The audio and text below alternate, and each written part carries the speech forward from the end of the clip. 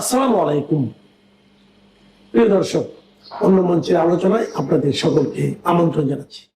আসসালামু আলাইকুম প্রিয় দর্শক, অন্য মঞ্চের আলাপচারিতায় আপনাদের সকলকে স্বাগত জানাচ্ছি। আসসালামু আলাইকুম। ইউনূস নেতৃত্বাধীন অন্তর্বর্তীকালীন সরকারের সংস্কৃতি উপদেষ্টা, সিনেমার কারিগর, সিনেমা বায়োস্কোপ মেকার এবং বিচিত্র ধর্মী বায়োস্কোপ মেকার এবং শেখ পরিবারের স্নেহধন্য শেখ মুজিব সিনেমার অভিনেত্রী, নায়িকা তিশার হাজবেন্ড হিসাবে উনি অন্য দিক দিয়েও পরিচিত, সেই মুস্তাফা সরোয়ার ফারুকী তার ফেসবুক পোস্টটা, এই পোস্টটা পড়ে আমার প্রতি পদে পদে হাসি এবং ভিমরি খাওয়ার দশা হলো। কারণ হলো পোস্টের প্রতিটা লাইনে লাইনে শব্দে শব্দে আতঙ্ক, ভয়, থরথর করে কাঁপার একটা লক্ষণ। এই মুস্তাফা সরোয়ার ফারুকী, ওই যে কোম্পানির মাছ বেশি পানিতে পড়লে যা হয়, বাংলাদেশের সংস্কৃতি অঙ্গনে সে বিতর্কিত ভিন্ন কারণে। কারণ তার মেকিং এ কোনো গ্রামার ছিল না। এতদিনকার যুগ যুগ ধরে সৃষ্টি হওয়া নাটক, সিনেমার যে রোল থাকে, যে ব্যাকরণ থাকে, সেই ব্যাকরণের ধারে কাছেও সে যেত না। একটা গদবাঁধা সমাজের একটা অংশকে সাময়িক মজা দিয়ে ফারুকী এই মেকার হয়েছে, এইটুকুই তার যোগ্যতা। এবং এই যোগ্যতায় বাংলাদেশের সংস্কৃতি, শিক্ষা, সংস্কৃতি সবটাই যদি বলি, সেই সংস্কৃতি একদম মুন্ডিতে তাকে বসানো হয়েছে। মানে গার্জিয়ান, সংস্কৃতি সাহিত্যের গার্জিয়ান হচ্ছে মোস্তফা সরোয়ার ফারুকী। তার ইচ্ছা মতো লুটপাট করেছে, তার ইচ্ছা মতো জুলাই জাদুঘর একটা বানানোর পায়তারা করেছে, এবং সেই জাদুঘর হচ্ছেও। যে জাদুঘর টিকবে কি টিকবে না এই নিয়ে বিস্তর আলাপ আছে, এবং এই জাদুঘরের আসলে বৈশিষ্ট্য কি কি থাকবে না থাকবে। এবং সেই জাদুঘর করতে গিয়ে লুটপাট চালিয়েছে, নিয়োগ বাণিজ্য করেছে, অনুদান দিতে গিয়ে বাণিজ্য করেছে। মানে বলে না যে পাপ করে, পাপ নিজেকে তাড়িয়ে বেড়ায়। পাপের একটা আলাদা বিষয় আছে, যে সবসময় মানুষ বলে যে পাপ করলে পরে পাপে ভয়ে চরথর হয়ে পাপেই তো ভয় পায়। এবং যার কথা বলছি, এই ফারুকী জুলাই সন্ত্রাসীদের গডফাদার। সে নিজেও এটা স্বীকার করে, জুলাই সন্ত্রাসে তার উস্কানি ছিল। সোশ্যাল মিডিয়ায় যে জুলাই সন্ত্রাসীরা যেরকম সোশ্যাল মিডিয়া এবং ফেসবুকে পোস্ট দিতে খুব পছন্দ করে, মোস্তফা সরোয়ার ফারুকীও তার চেয়ে কম যায় না। তার এই ভয় লাগানো, ডর খাওয়া, ভিমরি খাওয়া, এখন বদহজম হওয়া পোস্ট থেকে 2-4টা লাইন একটু আপনাদেরকে পড়ে শোনাই। তার এই ভয়ে যুবতবু হওয়া ফেসবুক পোস্টটা একটু নজর দিতে চাই। এবং এই পোস্টে শুধু ভয়ে যুবতবু হওয়া না, নিজেকে খুব সুপিরিয়র বানানো। তার কাছে কোনো মানুষকেই সে পাত্তা দেয় না, অন্য যারা তার সমালোচনা করছে তাকে সে পাত্তা দেয় না। 2-একটা লাইন একটু শুনেন, আপনাদেরও গা জ্বলবে। ভালো কাজের জন্য মূল্য দিতে হয় জেনেই অন্তর্বর্তী সরকারে যুক্ত হওয়ার ঝুঁকি নিয়েছিলেন বলে জানিয়েছেন সাবেক উপদেষ্টা ও চলচ্চিত্র নির্মাতা মোস্তফা সরোয়ার ফারুকী। তবে সেই মূল্য এতটা ভয়াবহ হবে তা কখনো ভাবেননি বলে জানান তিনি। রবিবার 7 জুন সামাজিক যোগাযোগ মাধ্যমে দেওয়া এক দীর্ঘ স্ট্যাটাসে বর্তমান পরিস্থিতি নিয়ে এভাবেই নিজ প্রতিক্রিয়া ব্যক্ত করেন ফারুকী। আরেকটু সামান্য জায়গা, স্ট্যাটাসে মোস্তফা সরোয়ার ফারুকী লিখেন, প্রত্যেকটা ভালো কাজের একটা কাফফারা দিতে হয়, এটা জেনেই সরকারে ঢোকার ঝুঁকি নেই, কিন্তু সেটা যে এরকম ভয়াবহ হবে এটা ভাবি নাই। আমাদেরকে নিয়ে এমন সব মানুষজন কথা বলতেছে, এদের উত্তর দিলেও আমাদের ইজ্জত থাকে না। With all respect to them, এই মানুষগুলা আমাদের চিনে না, জানে না, জীবনে কোনোদিন আমাদের সিলেবাসেও ছিল না। এদের নিয়ে কথা বলা তো দূরের কথা, এদের নামও আমাদের আড্ডায় কেউ কোনোদিন একবারও উচ্চারণ করেননি। এই হচ্ছে ফারুকীর কথার ধরন। এবং এখানে বহু বুঝানো শুরু করেছে, ওই যে গাছেরটাও যে খাইছে তলারটাও খাইছে। আওয়ামী লীগ আমলেও আওয়ামী লীগের চূড়ান্ত সুবিধা নিচ্ছে, সরকারি অনুদানে সিনেমা নাটক ডকুমেন্টারি বানাইছে, বিজ্ঞাপনের ব্যবসা করছে। বিএনপি আমলেও ধুমায়া চুটায়া ব্যবসা করছে, তত্ত্বাবধায়ক সরকার আমলেও চুটায়া ব্যবসা করছে। এই সব কিছু নিয়ে সে একটা বিশাল নিজের একটা সাফাই গাওয়ার চেষ্টা করেছে, যে সে এইসব করে নাই, তার বিশাল মেধা বিক্রি করেই সে নাকি নির্মাতা হয়েছে। কিন্তু তার এই যে ভয়ে আটকে ওঠা, যে সরকারের আসার ঝুঁকি এতটা ভয়াবহ হবে ভাবিনি। যখন আওয়ামী লীগ মাঠে তার ঝটিকা মিছিল এখন আনুষ্ঠানিক মিছিলে চলে গেছে, একের পর এক মিছিলে সারা বাংলাদেশে মাথা থেকে মাথা পর্যন্ত কাঁপাচ্ছে তাদের ওই জয় বাংলা স্লোগান দিয়ে, সেই সময় ফারুকিরা কোন চিপা থেকে এখন বয়ান দিচ্ছেন এটা বোঝা খুব মুশকিল। এর মধ্যে ছড়িয়েছে, আমি 100% দায়িত্ব নিয়ে বলছি না, তবে সোশ্যাল মিডিয়ায় খুব শয়লাম যে ফারুকি, তার স্ত্রী সেই নায়িকা তৃষা এবং তার পরিবার সহ অস্ট্রেলিয়া চম্পট দিছে, সে অস্ট্রেলিয়া চলে গেছে। এই কথা বলতে কোনো দ্বিধা নাই যে বাংলাদেশ থেকে এদের ভাত উঠে গেছে, এবং বাংলাদেশ থেকে ভাত উঠে যাবে যাই নেই, শেষ থাপায় যা খাওয়ার সেই থাপায় খাইছে। খায়া ভাবছিল যে ইউনূস জামানা গেছে গিয়া, যাক বিএনপি জামানা চললো, আওয়ামী লীগ বোধহয় আর কোনোদিন এই দেশে ফিরে আসবে না। এই কল্পনা থেকে, এই দুঃস্বপ্ন যে দুঃস্বপ্ন হয়ে যাবে, এই জায়গা থেকে তারা ভেবেছিল যে যা কামায় নিলাম, আচ্ছা দেশে যদি থাকতে পারি থাকবো, আর নাহলে বিদেশ চলে যাব। এই প্ল্যান নিয়েই তারা ছিল বলে আজকে তাদের বুকের ভিতরে এই ধূপধুপানি, এই কামড়ানো, মানুষ ছি ছি গালিগালাজ করছে, চারদিকে ধিক্কার।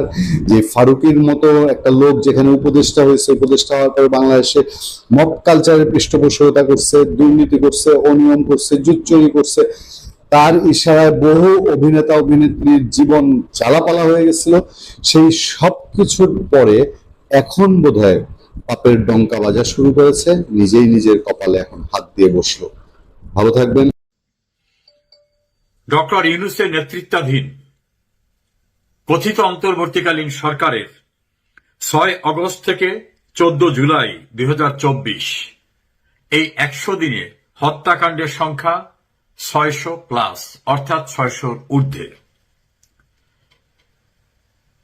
বর্তমান প্রধানমন্ত্রী তারেক রহমানের নেতৃত্বাধীন সরকার প্রথম 100 দিন হত্যাকাণ্ডের সংখ্যা 605। এই হত্যাকাণ্ডের সংখ্যাটা গণমাধ্যম এবং সরকারি বিভিন্ন সংস্থা থেকে প্রাপ্ত তথ্যের ভিত্তিতে, অর্থাৎ সর্বশেষ 3টি সরকারের প্রথম 100 দিনের আইন শৃঙ্খলা পরিস্থিতির বড় ধরনের অবনতির যে চিত্র, বিশেষ করে হত্যাকাণ্ড, সেই বিষয়টা আমি তুলে ধরলাম। শেখ হাসিনা সরকারের 100 দিনে হত্যাকাণ্ডের শিকার হয়েছে 40 থেকে 60 জন। ডক্টর ইউনূসের 100 দিনে 600+, এবং বর্তমান প্রধানমন্ত্রী তারেক রহমানের আমলে তার দায়িত্ব গ্রহণের 100 দিনে 605। রাষ্ট্র পরিচালনা, আইন শৃঙ্খলা নিয়ন্ত্রণ তুলনামূলক বিচার করে দেখুন, শেখ হাসিনার সময়ই ভালো ছিলেন। দিল্লি না ঢাকা, দিল্লি না ঢাকা। $30 বিলিয়ন বিনিয়োগ হচ্ছে ভারতে। কোথায়? খবরটা আপনারা ইতিমধ্যে শুনে গেছেন যে $30 বিলিয়ন বিনিয়োগ করতেছে একজন বাংলাদেশি বংশোদ্ভূত অস্ট্রেলিয়ান। কোথায় বিনিয়োগ করতেছে? কোথায় বিনিয়োগ করতেছে? দিল্লিতে। কোথায় বিনিয়োগ করতেছে? ভারতে। ভারতে 4 লাখ কোটি টাকা বিনিয়োগ করতে যাচ্ছেন রবিন খোদা নামে এক বাংলাদেশি শিল্পপতি। এর অংশ হিসেবে গত 5 জুন ভারতীয় প্রধানমন্ত্রী নরেন্দ্র মোদীর সাথে সাক্ষাৎ করেন তিনি। কি বুঝলেন? আচ্ছা, তাহলে এবার মূল খবরটা আমরা পরে আসি, দেখি কি আছে সেখানে।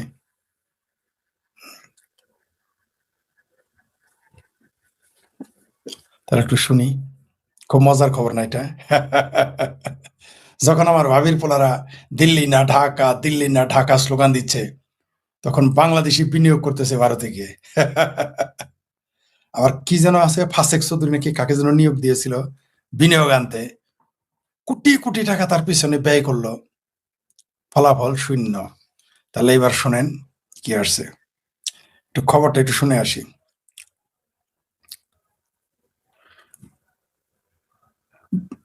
খবর পড়তেছি, এটা দ্য বিজনেস স্ট্যান্ডার্ড বাংলাদেশের, সেখানের খবর হল শিরোনাম, ভারতে $30 বিলিয়ন মানে 4 লাখ কোটি টাকা বিনিয়োগ করবেন বাংলাদেশি অস্ট্রেলীয় ব্যবসায়ী। মূল খবর হচ্ছে ফোর্বসের। তো আচ্ছা, যাই হোক, আর বললেন না যে এটা ভারতের গুজব, এটা আবার বললেন না, হ্যাঁ আবার বললেন না এটা শেখ হাসিনা গুজব ছড়াইছে বা আওয়ামী লীগ গুজব ছড়িয়েছে বা আমি গুজব ছড়িয়েছি বা ভারতের যারা দালাল তারা, এটা আবার বললেন না, হ্যাঁ হ্যাঁ।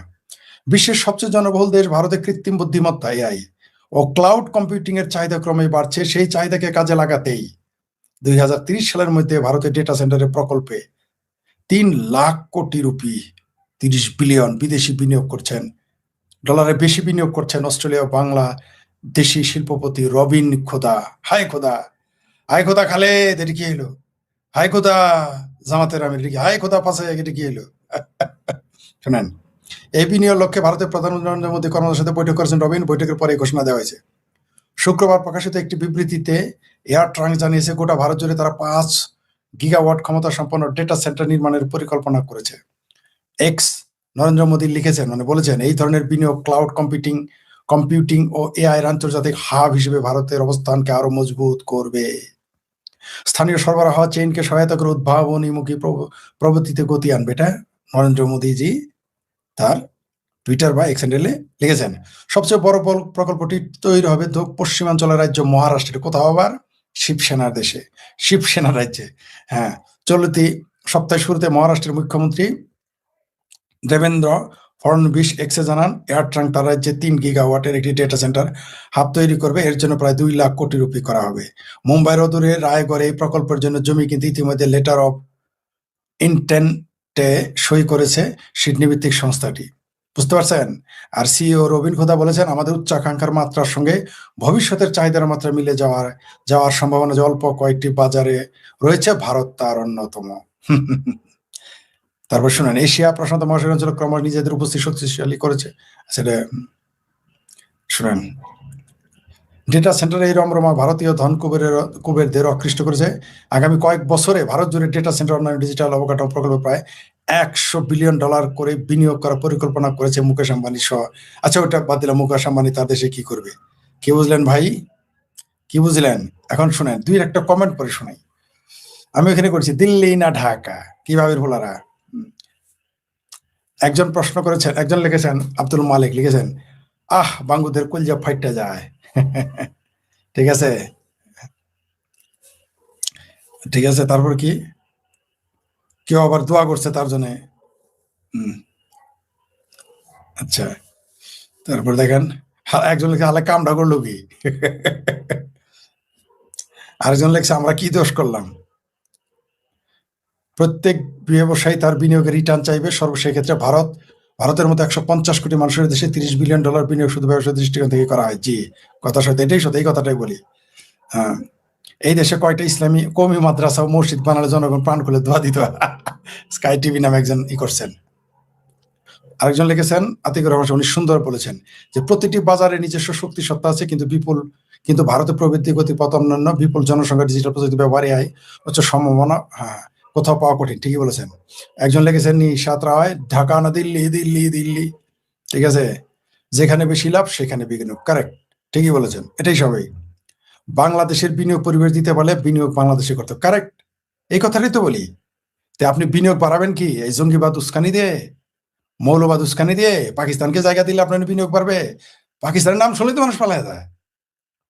যাই হোক,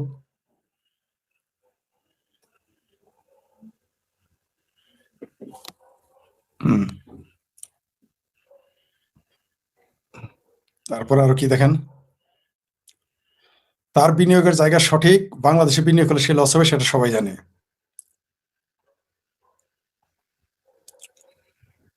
নিজের দেশ দেখিয়ে যারা অন্য দেশে গিয়ে ইনভেস্ট করে বিজনেস করতে, তাদের সুযোগ দেওয়া উচিত। গুড ডিসিশন, বিনিয়োগকারী ভুল করে না।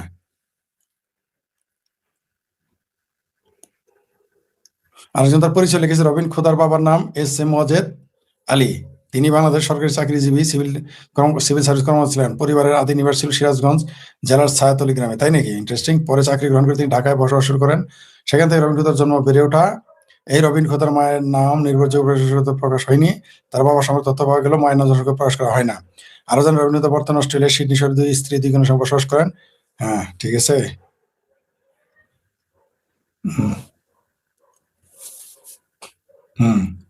আরেকজন লেখছে, একজন হিন্দুর কাছে কি আশা করবেন? আলাপ শুনছেন?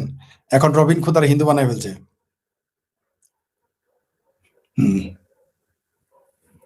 তারপর আরেকটা দেখি কে কি। আপনাদের একটু এটা দেখানোর কারণটা ভিন্ন।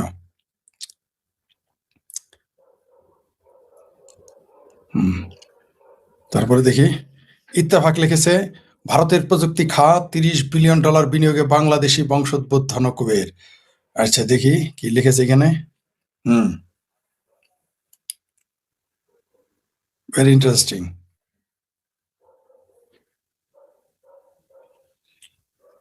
হ্যাঁ, ভারতের ডিজিটাল অবকাঠামো খাতে $30 বিলিয়ন বিনিয়োগ করতে যাচ্ছে বাংলাদেশি বংশোদ্ভূত ধনকুবের রবিন খোদা প্রতিষ্ঠান এআইও ক্লাউড সম্প্রসারণে এই বিনিয়োগ। জানা গেছে ভারতের প্রযুক্তি অবকাঠামো খাতে 2030 $30 বিলিয়ন, 3 লাখ কোটি রুপি, 3 লাখ কোটি রুপি। আমাদের বাজেট যেন কত। ঠিক আছে। তিনি বলেছেন ভারত হলো বিশ্বের এমন কয়েকটি বাজারের একটি, যেটা আমি বারবার বলি, ভারত হলো বিশ্বের এমন কয়েকটি বাজারের একটি যেখানে ভবিষ্যৎ চাহিদার পরিমাপ আমাদের আকাঙ্ক্ষার সঙ্গে পুরোপুরি মিলে যায়। প্রতিটি বাজারে নিজস্ব শক্তি থাকে, তবে ভারতের প্রবৃত্তির গতিপথ অনন্য। এখানকার বিশাল জনসংখ্যার ডিজিটাল রূপান্তর, এআই নিয়ে তাদের উচ্চাকাঙ্ক্ষার যে সংমিশ্রণ তৈরি হয়েছে তা অন্য কোথাও পাওয়া সম্ভব নয়। যাই হোক, এবার আসি কে কোথায় কি কমেন্টস করেছে ওগুলো তো আপনারা বুঝতেই পারতেছেন। এখন কি মনে হয় আপনাদের, আমাদের এই বাংলাদেশি কেন সেখানে গেল? আপনি যত কথাই বলেন, নিজের দেশের প্রতি সবারই কিন্তু ভালোবাসা টান থাকে। আপনি তাকে যদি অত্যাচার করেন তবু, তাহলে রবিন খুদা, আমি যদি আজকে $30 বিলিয়ন মালিক থাকতাম বা আপনি থাকতেন, কি বলতেন? প্রথমে নিজের দেশটাকে কিন্তু আপনি বিনিয়োগ করতে চাইতেন। কথাটা সত্য কিনা বলেন, চাইতেন কিনা? চাইতেন। আমিও চাইতাম, রবিন খুদারও চাওয়ার কথা। কিন্তু কেন তিনি আসলেন না? কারণ এই দেশে বিনিয়োগের পরিবেশ নাই। এই দেশ শুধু মাদ্রাসা বানানোর জায়গা, এই দেশ শুধু মোল্লা পয়দা করার জায়গা, এই দেশে শুধু চিঙ্কু বাম পয়দা করার জায়গা, বিনিয়োগকারী পয়দা করার জায়গা না। তার একটা উদাহরণ দেই, আমি এই দেশে একটি হসপিটাল করার বিনিয়োগকারী এনেছিলাম। আপনি জানেন 3 জায়গায় জমি কিনতে গিয়ে কি হয়েছিল? কানাডা হাইকোর্ট দেখায়, সব হাইকোর্ট বিনিয়োগ করতে পারে নাই। আমি 3-4টা দেশের মানুষের বিনিয়োগের ব্যবস্থা তখনও পারতাম, এখনো পারি, ভবিষ্যতে পারবো, কিন্তু আমাদের রাষ্ট্র সেই সুযোগ সুবিধা দেয় না। একটা লাইসেন্স করতে গেলে হাসপাতালের জন্য কি করে জানেন? জমি কিনতে গেলে সাদাবাজি, জমি কিনতে গেলে বাটপারি। আশেপাশে সবাই যখনই শুনে যে এটা জমি কিনবে হাসপাতালের জন্য, আশেপাশে জমির দাম বাড়ায় দেয়। যে জমির দাম মনে করেন যে বিঘা হইলো 5 লাখ টাকা, আলোচনা করলে সেটা হয়ে যায় 10 লাখ। আবার লোক চলে আসে, আশেপাশে ইনভেস্টরদের নিয়ে যায়, নিয়ে আবার আশেপাশে তারাই জমি কেনা শুরু করে, চুক্তি করে, বায়নাপত্র আগে করে রাখে, মানে যাতে যায় গিয়ে বিপদে পড়ে ইনভেস্টর। তো ইনভেস্টর যারা করে তাদেরকে বোকা মনে করেন? তারা হয়তো আমার মাধ্যমে বিনিয়োগ করবে, কিন্তু তারা তো সব খোঁজ নিতেছে, আমি কার সাথে চলি, কিভাবে চলি, কার সাথে কি, আমাকে না জানি তারা খোঁজ নেয়। সবসময় চিন্তা থাকবে ধোকার। ভালো কাজ আপনি পারবেন না। একটা জায়গা আমাদের এলাকায় পেয়েছিলাম, ওখানে 30 বিঘা, বুঝছেন? জমির কিছু দালালের জন্য সেটা নিতে পারিনি।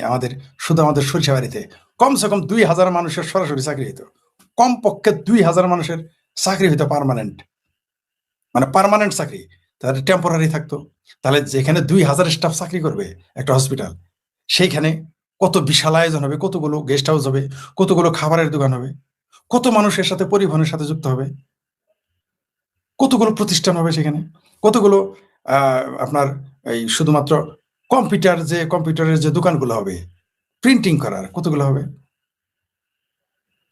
সেখানে ব্যাংকের কয়েকটা প্রতিষ্ঠান থাকবে, সেখানে তো কয়েকটা ব্যাংকই বসাইতে হবে, শাখা দিতে হবে, তাই না? কিন্তু আমাদের দেশে এগুলো সবসময় চিন্তা করে আমার 10 টাকা লাভ হয়েছে, সমাজের, রাষ্ট্রের যা ইচ্ছা তাই হয়েছে, কেউ সহায়তা করবে না। আপনি পণ্য রপ্তানি করবেন, আপনি বায়ার হয়ে যাবেন, যখনই আপনি কোনো ফ্যাক্টরিতে যাবেন জিনিসের দাম বাড়াই দিবে। একজন আমাকে লেগেছে, আমাদের জামালপুরের কথা, এই যে আজকে লেগেছে যে আঙ্কেল জামালপুর থেকে নকশি খাতা নিয়ে যান। আরে বাবা, এটা আমি 7-8 বছর আগে চেষ্টা করেছি, খুচরা যা বেছে সেই দাম চাই যখন পাইকারি কিনতে যাই। এই হলো বাংলাদেশের মানুষ। জুতা জুতা জুতা একজন প্রতিবাদ করেছে আমার পোস্টে, এই যে গতকাল নাকি পরশু দিনে দিয়েছি, যে জুতার দাম ভারত থেকে 180 থেকে 200 টাকা, সেই জুতা আমার বাংলাদেশে এসে 480 থেকে 500। একটা জুতা বিক্রি করলে কয় টাকা লাভ হবে? এক্সপোর্ট করলে সর্বোচ্চ 50 টাকা, ধরেন 100 টাকায়। তাহলে সে জায়গায় 500 টাকা আপনি আগেই নিয়ে নিলেন, তাহলে ফায়দাটা করবে কোথায়? 500 টাকা যদি আপনাকে দেয় তাহলে ট্যাক্স কত যাবে? পরিবহন, আপনি বলেন, এই বাংলাদেশে ব্যবসা করতে পারবেন? ইয়ার মানে সুতার ব্যাপারে নিতে গেলে তো আরো, আর বস্তা নিতে গিয়ে তো আরো বোকা হয়েছি। ব্রোকাররাই অনেকে বলে আবার যে ব্রোকারে পাল্লাই পড়ছেন, মালিকের কাছে গেলে আরো বেশি চায়। তখন আবার বলে ডিলাররা তো আগে নিয়ে রাখছে। মানে সব দিক দিয়ে এরকম দেখবেন, এদের মেন্টাল প্রিপারেশনটাই ভিন্ন, আপনি পারবেন না ব্যবসা করতে। তারপরে C&F এর জালিয়াতি, পরিবহনের জালিয়াতি, সেটা আলাদা, বদমাইশি করবে সেটা আলাদা। সরকারি সমস্যা, লোন পাবেন না। বিদেশে আপনি যে পৃথিবীর অনেক দেশ আছে, আপনি যদি এক্সপোর্ট করেন আপনি মিনিমাম 70% আপনি লোন পাবেন, মিনিমাম, সর্বনিম্ন। কোনো দেশে 100%। আপনি যদি রপ্তানি যদি করতে পারেন, আপনি ব্যাংক আপনাকে 80% লোন দিবে, 80% মার্জিন দিবে, 80%, 70%, 90, কমসে কম তো 50% তো চোখ বন্ধ করে দেয়। আমার দেশে যান, নতুন ব্যবসায়ীদের তো হাইকোর্ট দেখাই দিবে, আপনার তো এলসি মার্জিন দিবেই না, নতুন ব্যবসায়ীরা মার্জিন দিবে না আপনাকে। আর যারা পুরাতন তাদেরও হাইকোর্ট দেখায় দেয়। আচ্ছা, ওই প্রসঙ্গ গেলাম, বাদ রাখেন। তাহলে আমার ভাবির পোলারা, এই যে তোমরা যে চিৎকার চেঁচামেচি, আমি যে বারবার বলি যে এই দেশে জামাতিরাই তো বিনিয়োগ করে না, বিএনপি নিজেরাই তো বিনিয়োগ করে না। বলেন 1 টাকা বিএনপির কোন শিল্পপতি 10 টাকা বিনিয়োগ করছে এই 3 মাসে? বলেন বিএনপির কোন শিল্পপতি 10 মাসে, 3 মাসে, তারা এখন তো তারা ক্ষমতায়, 30 টাকা বিনিয়োগ। বিএনপির যেতগুলো এমপি আছে 1 টাকা বিনিয়োগ করছে একটা শিল্পপতি, 1 টাকা। জামাতের যত জাকাতি টাকা, ফেতরা টাকা, নিজেদের বাটপারি টাকা, এবং নিজেদের ওদেরও ফান্ড আছে, ওদের অনেক পয়সা আছে, কই তাদের বিনিয়োগ করতে শুনছেন নতুন কোনো? বরং কালকেও কি দেখলাম যে গার্মেন্টস বন্ধ হয়ে গেছে, তারা ঈদের ছুটিতে এসে দেখে তাদের চাকরি নাই, বা ছুটিতে এসে দেখে তাদের চাকরি নাই 2,500-এর। কি বুঝলেন? এই হচ্ছে বাংলাদেশ। শিল্প কারখানার জন্য আপনি ব্যবসা নিতে পারবেন না। নার্সারির কথা বলি, নার্সারি, এই যে না আপনি দেখতেছেন আমি নিমের গাছ লাগাইতেছি, আমি কয়েক জায়গায় নার্সারির কথা বলছি। কি বলেছে আমাকে জানেন? তাদের আগে অ্যাডভান্স দিতে হবে, মানে তারা বীজ আনবে, বীজ রোপণ করবে, তারপরে আমাকে 4 মাস পরে, 3 মাস পরে দিবে, তাদের অ্যাডভান্স দিতে হবে। আর দেখ, এগুলো নার্সারির লাভ। আর ভারতে আপনি শুধু মুখে অর্ডার দিবেন, একজন যাবেন, শুধু ভারতের একজন, আপনার কাজ, আমার কাজ চলতেছে, আগামী বছর আমি ভারতে কমসে কম 1 কোটি নিম গাছ রোপণ করবো, 1 কোটি আগামী বছর ভারতে। আচ্ছা, বাংলাদেশে এখন আমি 20,000 রোপণ করতে পারি নাই, 20,000 রোপণ করতে পারি নাই। মাগনা গাছ রোপণ করবো তো আমি করতে পারবো না। 25 টাকার নিমের গাছ এখন 45 টাকা হয়েছে, নো প্রবলেম, তারপর ঠিক আছে। আর ভারতে ওই 20-25, সর্বোচ্চ 30 রুপি, এর মধ্যেই থাকে। আর বাড়ায় না দাম, যদি বাল্ক নেন নিলে আরো কমে। আর এখানে যখন আপনি বাল্ক মানে বেশি অর্ডার দিবেন, দাম বেড়ে যায়। অদ্ভুত ব্যাপার। এখানে নার্সারিতে আমি বলছি যে আমার আগামী বছর আমার 20 লাখ চারা দরকার। আমি